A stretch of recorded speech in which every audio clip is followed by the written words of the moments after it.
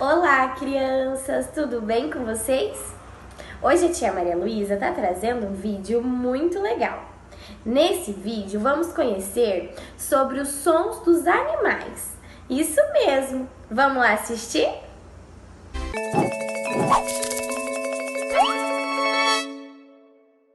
A vaquinha é a mãe e o bezerro bebê. Ouça o bezerro fazer mu. Bezerro faz mu, mu, mu, mu. Bezerro faz mu, mu, mu, mu. Bezerro faz mu, mu, mu, mu. Bezerro faz mu. Mu. A cabra é a mãe e o cabrito bebê. Ouça o cabrito fazer bé. Cabrito faz bebê, bebê. O cabrito faz bebê, bebê. O cabrito faz bebê, bebê. O cabrito faz bé.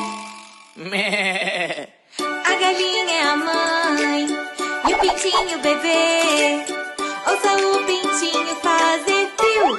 Pintinho faz piu, piu, piu, piu. Pintinho faz piu, piu, piu, piu. Pintinho faz piu, piu, piu, piu. Pintinho faz piu.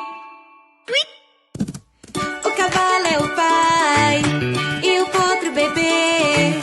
Ouça o potro fazer i. O potro faz i. O potro faz i.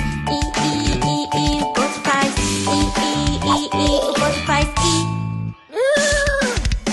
A pata é a mãe e o patinho bebê.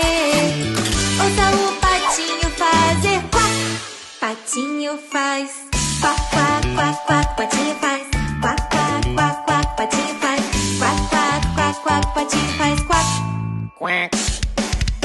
Na família da fazenda, e esses são seus bebês. Veja como eles se divertem. Yay! Bezerro faz mu, mu, mu, mu. Cabrito faz bebê, bebê. Pintinho faz piu, piu, piu, piu. Potro faz i. Patinho faz quack, quack, quack, quack. Na fazenda. Mu. Na fazenda.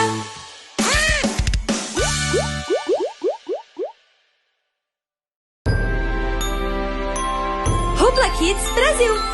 Se inscreva! Assista mais! Crianças, como vimos no vídeo, cada animal tem o seu som. E vocês sabem para que eles utilizam o som? Eles utilizam o som para se comunicar. Isso mesmo! Então, a tia Maria Luísa quer que vocês desenhem o animal que vocês mais gostam, utilizando a tinta. Pode ser a tinta da cor que você quiser. Um beijo da tia Maria Luísa. Fiquem em casa e se cuide. Tchau!